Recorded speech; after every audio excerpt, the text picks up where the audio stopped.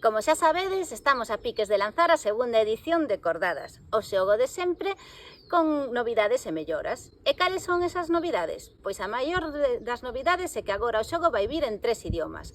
Ademais do galego e o castelán, que eran as linguas da primeira edición, esta edición vai vir tamén en inglés. Unha segunda novidade é que agora vai estar adaptado a persoas con dificultade para distinguir as cores.